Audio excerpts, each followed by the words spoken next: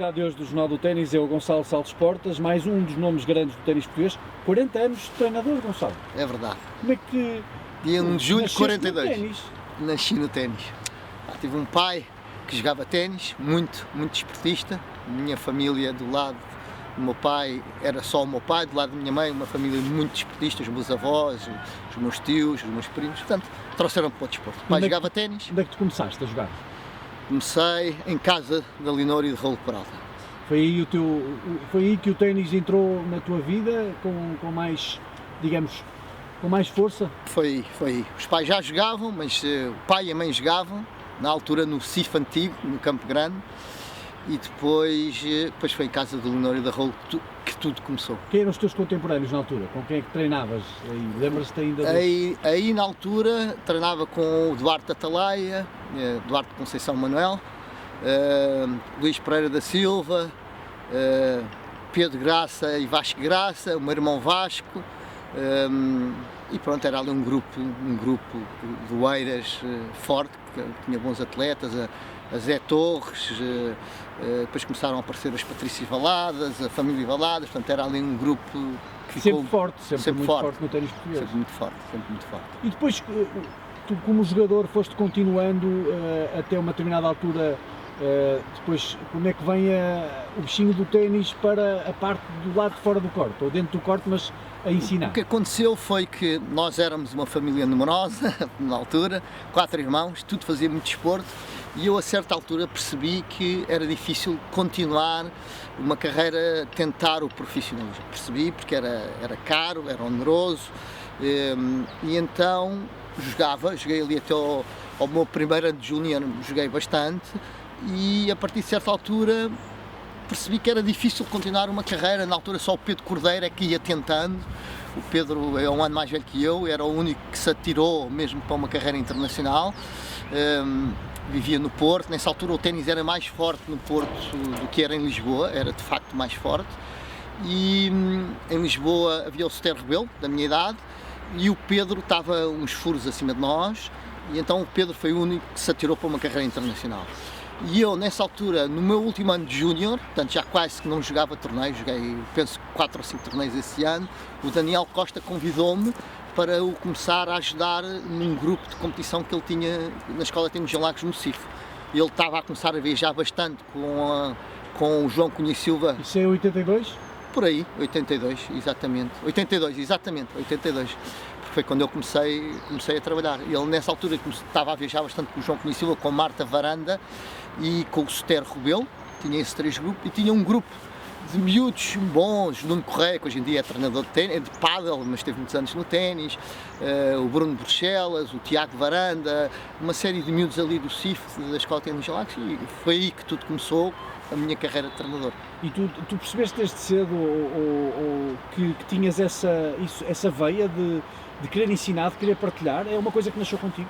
Oh Pedro, não sei se foi desde muito cedo, mas naquela altura começou, assumi.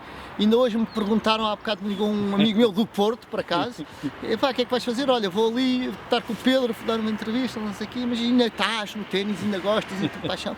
Olha, e disse-lhe mesmo, dia 1 de julho faz 42 anos que comecei a minha carreira de treinador, vivi em 8 países diferentes, andei por 100 países, 99, 600 torneios internacionais pelo mundo todo, uma verdadeira vida de globetrotter. Foram num espaço temporal de 33 anos, eu tive 20 e não sei quantos anos fora. Acabei agora em Marrakech, foi a minha última estadia baseado fora, e gosto muito do que faço. Portanto, foi um processo, nunca pensei quando jogava vir a ser treinador, mas foi um processo, foi avançando e cá estou e gosto imenso do que faço. Falaste aí em alguns dos países onde estiveste como treinador, deste mesmo a volta ao mundo, foste um globetrotter nesta área e ligado sempre ao ténis. Há aqui momentos que são importantes na tua carreira, como por exemplo assumir a Academia Nick Bollettieri em Alicante e depois entretanto conhecer o mestre. Tiveste a possibilidade de partilhar com ele muito tempo. Ó Pedro, eu digo-te, a seguir ao meu pai, o Nick Bollettieri é a minha referência na vida. Partiu este verão, como sabes, como toda a gente sabe, não só pelo ténis, porque eu de facto convivi muito com o Nick, e eu, entre esses 8 países que vivi, que estive baseado, eu tinha uma relação direta com a AMG, portanto, eu a primeira vez que ingressei em Alicante foi como treinador e passado 4, 5 meses pediram-me para assumir a direção da academia em Espanha. E para ir lá, conhecê-lo. Mas para isso havia um regulamento dentro da Bollettieri, na altura ainda era, foi nesse ano que a AMG compra a Bollettieri, portanto é a transição para uma dimensão maior. E eu fiquei sempre ligado a eles, até há pouquíssimo tempo, uns meses antes do Nick morrer é que de facto cortei com eles. Cortei porque já não fazia sentido estar ligados, mas estes anos todos fora, estes países todos que eu vivi, foi tudo relações profissionais feitas através da AMG, da academia. E eu na altura sou chamado então para diretor da academia em Espanha e o Nick pede-me para eu ir para os Estados Unidos, para Bradenton, porque havia uma regra, um regulamento dentro da academia que obrigava a ser diretor de uma academia Bollettieri, tinha que ter sido ou um top 50 ou um local. E eu não era espanhol, portanto não era local, nem top 50. Por acaso, poucas pessoas sabem, mas o meu pai nasceu em Espanha, é português, porque veio com a Guerra Civil viver para Portugal. Portanto, podias ter dupla nacionalidade. Podia ter dupla nacionalidade, o pai optou por ser português, fez cá a Força Aérea, portanto eu sou português e fui então, mas o Nick quis como que abrir uma exceção e testar-me. E eu aí tive uma série de meses nos Estados Unidos, onde trabalhei diretamente com a Mary Pierce e nessa altura me foi pedido para acompanhar uma série de torneios e passado 2, 3 meses o Nick chamou-me e disse: Gonçalo, vais assumir a direção.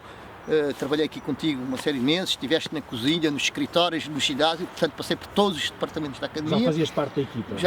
Passei a fazer parte da equipe e assumi o cargo na direção em Espanha. Quanto tempo é que estiveste ligado em Espanha? Em Espanha, 2 anos. Depois houve uma tomada de decisão de estratégia da academia, que foi fechar as academias todas no mundo inteiro, porque nós tínhamos um preço muito alto comparativamente com, por exemplo, com Espanha, era impossível concorrermos com os preços espanhóis. Portanto, aí volto para os Estados Unidos e a partir daí começa a minha viagem pelo mundo. Não é? Portanto, eu sempre entre os países regressava à academia e depois ou estava lá uns meses, umas semanas para acompanhar atletas locais a viajar a torneios, ou o Nick dizia: aqui este grupo, queres assumir isto? Pronto, aí parti, depois dos Estados Unidos fui para...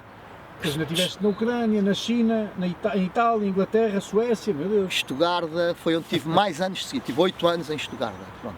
E qual foi o país que mais te marcou? Sem ser em Portugal, onde é que tu gostaste mais de trabalhar? Onde gostei mais de trabalhar? Na Alemanha, por tudo ser organizado. É impressionante, na altura lembro quando falei com o Miguel Soares, esteve lá, não é? Que esteve lá. Na altura tinha estado o Zé Vilela e o Miguel Soares, eram as duas pessoas que tinham estado.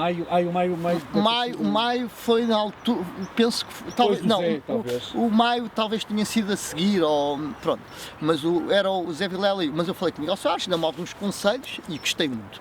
Agora, os alemães não são fáceis, viver na Alemanha não é fácil. Eu nasci aqui, em cima do mar, os meus pais vivem aqui em Passos de Arcos, a 100 metros no mar, gosto muito do mar e do sol. Fazia-me falta, mas eu viajava tanto que estes últimos anos eu quase que não tive invernos, porque o Tour, depois passei a viajar com os atletas no ITF Junior Tour e também depois no ATP e no fundo, de facto, o Tour anda com o verão, portanto uma pessoa tive sempre com muito verão em cima, com muito sol. Nessa tua ida para a Alemanha, já tinhas passado pela Ucrânia e por Itália? Não.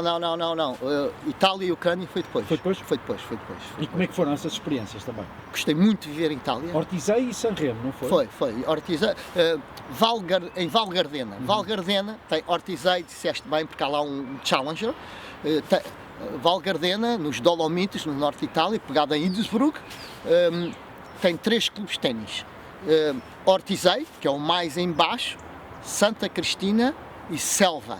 Pronto, tem 3 clubes, todos é o mesmo clube. Okay. Em Ortisei há um Challenger, que foi agora há pouco tempo, é o melhor clube, tem uns campos cobertos e uns campos cá fora. Depois Santa Cristina tem 3 de terra cá fora, que no inverno funciona como pista de hóquei em gelo. E depois em Selva Val Gardena, que é a vila mais alta de Itália, onde eu vivi, tinha só 2 cobertos. Portanto, eu tomava conta desses três clubes e tinha aí um grupo de atletas muito bom. Gostei muito de trabalhar aí. Sempre foste, pelo que sei, sempre foste um treinador muito exigente. Essa exigência que tu aplicavas no corte foi também aquilo que tu sentias quando começaste no ténis, ou seja, foi algo que estava em ti, essa exigência para que os atletas consigam chegar o mais longe possível, claro. Oh Pedro, a exigência eu acho que vem de mim e eu penso que isso mudou depois de ter estado aqueles meses a trabalhar com o Nick, lado a lado. Eu ia para o campo, muitas vezes eu não fazia nada, o Nick só me chamava para o campo e no campo podia estar a treinar o Jim Courier, ou o Jim Arias, ou a Maria Sharapova, ou a Williams, Mónica Seles. Tive essa sorte de poder trabalhar diretamente com esses jogadores, onde eu estava horas, que o Nick me dizia se eu quisesse intervir, podia intervir, porque ele estava no fundo a testar-me. E foi isso que eu fiz durante meses com o Nick e eu via os treinos na academia e ali era de facto muito exigente, mas as pessoas gostavam, havia um ritmo intenso que as pessoas, hoje em dia eu tenho alguns alunos particulares, mais velhos, que também gostam disso, mas de facto é sempre um treino de alta intensidade, é verdade. Ter estado tanto tempo fora, acredita-se que, e muitas vezes fala nesta dificuldade, que é a falta de cultura desportiva em Portugal. Nós continuamos a ser um povo, quando perguntam porquê é que não há jogadores, porquê é que não conseguimos. Nós temos cultura desportiva, tu já viveste em tantos países, treinaste tantos jogadores de tantas nacionalidades? Pedro, infelizmente ainda há muita falta de cultura desportiva. É o que eu sinto. É muito difícil em Portugal, no ténis, uma pessoa tornar-se atleta profissional. A Federação tem feito um grande esforço. Não sei se o caminho é o mais certo ou não, há várias versões. Não critico, nem digo que é o que está mais correto. Penso que há outras maneiras de apoiar atletas que poderão ser, naquele momento, naquele país, naquele contexto, as melhores, e há outra versão, que é que Portugal está a usar na Federação, que poderá ser a melhor para um certo número de atletas, para o contexto nacional. Não vou dizer se estou de acordo ou não, mas o que eu sinto, a cultura desportiva em Portugal é difícil. O país não apoia, os liceus, os colégios não apoiam, os próprios pais põem muitas dúvidas em apoiar os atletas, porque às vezes é quase como um egoísmo, porque vai perder fins de semana, porque vai perder férias, porque o filho chega tarde a treinar ou porque tem que se levantar às 5h30 da manhã para treinar antes de ir à escola. Em Portugal... Vês isso acontecer lá fora? Não vejo, principalmente nos países anglo-saxónicos. Agora a minha última experiência foi em Marrakech, portanto um país da África, aí é pior que nós, Eu não consegui nunca treinar os atletas de manhã cedo, e tinha atletas muito bons, tinha um grupo de 3 atletas a trabalhar, atletas júniores, muito bons mesmo. Aliás, o nível tenístico marroquino neste momento é mais forte que o nível português. Nós, nos júniores, no ranking ITF júnior, o nosso primeiro atleta aparece para aí a 200 ou 300, eles têm um no top 30 e no top 100 têm para aí 7 atletas. Portanto, o nível deles é um nível alto. Mas trabalhar não é trabalhar como uma Alemanha, ou uma Holanda, ou os Estados Unidos, é diferente. Falaste há pouco na Federação e neste espaço certamente tiveste aqui momentos como selecionador nacional. Foste selecionador nacional sub-16 feminino, o tempo da Maria João Kohler, da Charlotte Pires, Cátia Rodrigues, que agora está no paddle. Sim, e foste também vice-presidente do Conselho Técnico da Federação Portuguesa de Ténis. É verdade. Como é que foram esses momentos? Foram momentos que eu guardo com muita satisfação, orgulho em ter servido o meu país, tenho saudade, eu saí de uma forma... não vamos falar sobre isso, mas gostei muito de trabalhar na Federação e tenho saudades desses anos. Tive ali uma geração muito boa, de facto, quando viajei com a Maria João Kohler. Nessa altura, nos rapazes estava o Miguel Almeida, que eu acho que se tivesse continuado a sua carreira poderia ter sido um atleta de elite mundial, mas tive muitos anos, passei por as seleções todas até à Fed Cup. E, portanto, tive ali muitas gerações a passarem por mim nas seleções nacionais e tenho muito orgulho em ter servido o país, entre aspas, no ténis e ter trabalhado para a Federação. Gostei muito, foi muito enriquecedor. Os campeonatos da Europa, os torneios, os Junior Tours pela Europa, com bons atletas, um bom ambiente, onde conheces muitos bons jogadores, que se tornaram bons jogadores, bons treinadores que conheci e que continuam meus amigos. Portanto, foram anos muito bons. Guardo muito boas recordações de ter sido selecionador. Com tanto percurso feito no ténis, com tantos quilómetros nas pernas, o que é que te falta ainda fazer? Pedro, Disseste há pouco que não querias sair mais, não é? Pedro, é assim, disse agora há pouco ali numa conversa contigo e com mais 2 ou 3 amigos do ténis toda a vida, que já chegava. Não saí, mas és um homem de desafios, não é? Não sairei mais, também não pensava que iria para Marrakech e fui. O que é que eu penso? Eu gostaria de sair numa base de estar em Portugal, portanto a base ser em Portugal.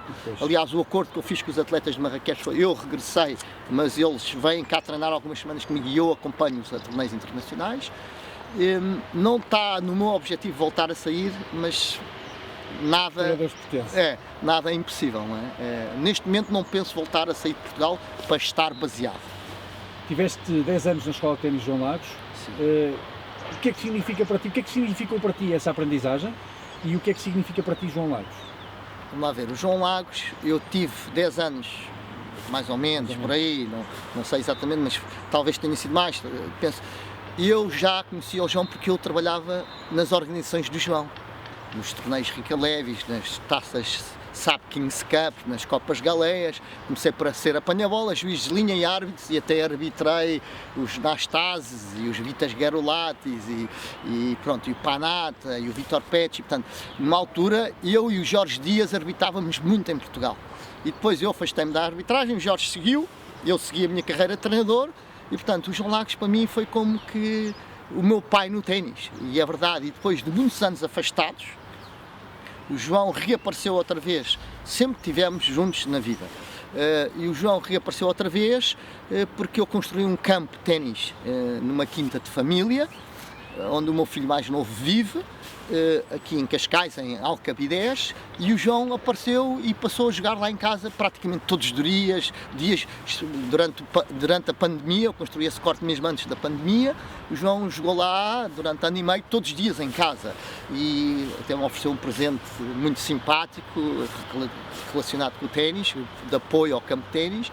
E portanto o João é para mim o meu pai, o meu mentor do ténis em Portugal. E depois João e Nick Bollettieri são as minhas referências. Ia-te perguntar também o que é que o Nick significava, e já o Nick é de facto a minha maior referência, porque acabei por estar mais anos ligado ao Nick que ao João. O João foi o início de tudo. Agora, como te disse, durante a pandemia e estes tempos, e continuo, o João praticamente jogou ténis lá em casa todos os dias, com muito prazer meu, e saber que o João estava feliz ali.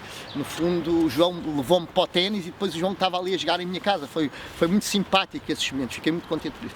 O Nick era diferente. Quando eu lá cheguei, o Nick treinava atletas número 1 do mundo, e então eu via na academia, um dia via o Agassi, outro dia via o Courier, portanto era uma dimensão global. E o Nick é uma pessoa muito sociável, muito prestável para toda a gente. Eu jantei fora muitas vezes com o Nick, nós íamos todos, o staff todo da academia. O Nick dizia todos os dias para aparecer num restaurante italiano pequenino que ele gostava muito, todo, tínhamos ali conversas incríveis. O Nick era advogado, licenciado em Direito, nunca exerceu porque é chamado para a guerra do Vietnã como fuzileiro, e isso moldou-o muito na vida. A seguir à guerra de Vietnã, teve um ano perdido como não era homeless, os soldados que vinham, como é que se dizia? Estranhos de guerra, que iam para... Traumático, sim, de guerra, não sei exatamente o termo, não me lembro agora. E depois teve um grande amigo que o chamou e ele montou aquela academia brutal. E portanto o Nick contou-me histórias. Chegou a contar-te alguma sobre o Nuno Marques? Não, sobre o Nuno Marques não contou. Eu sei da história do Nuno na academia, mas não chegou a contar. Ele falou sobre a guerra, sobre esse ano que andou perdido e que tinha montado a academia porque só queria estar num sítio de paz, saúde e pessoas saudáveis e sãs à volta dele. Gonçalo, para ti quem é o melhor jogador português de sempre? O melhor jogador português de sempre é o Nuno Marques. É o Nuno Marques. Não foi o que atingiu os melhores resultados, a melhor performance, mas de facto o Nuno Marques, de todos os jogadores que eu vi, eu acho que vi todos os portugueses jogar aos dias de hoje, é o Nuno Marques. O João Sousa e o Frederico Gil são logo a seguir. Os dois surpreenderam-me completamente pela positiva, nos resultados que atingiram, nas performances que atingiram. Portanto, mas o Nuno Marques foi de facto o jogador português que eu vi jogar, que é o melhor jogador português para mim de todos os tempos. A pergunta que costumo fazer quase a terminar o programa é se vivias sem ténis. Não, não vivia. Não vivia sem ténis. É um prazer estar no ténis, tenho muitos amigos, é uma vida inteira. Faz dia 1 de julho 42 anos que comecei como treinador. Eu joguei ténis desde os 10, na altura começava-se mais tarde. Portanto, comecei a jogar ténis no ano do 25 de Abril. A minha primeira lição de ténis, por acaso, não foi em Casa dos Peraltas, foi no CIF, já novo, estava em construção, tive lá uma aula de ténis e depois passei. O pai veio aqui ao Estádio Nacional, estava a ver uma Taça Davis, estava o Rolo Peralta a jogar e o pai disse-me: aquele vai ser o teu futuro treinador. E depois passei, até porque vivíamos muito perto de Casa dos Peraltas, e foi lá que eu depois comecei a minha vida no ténis. Gonçalo, obrigado por teres aberto a tua vida de grande valor ao ténis e obrigado por teres feito pelo ténis português. Obrigado eu, Pedro. Um abraço para todos os meus amigos no ténis.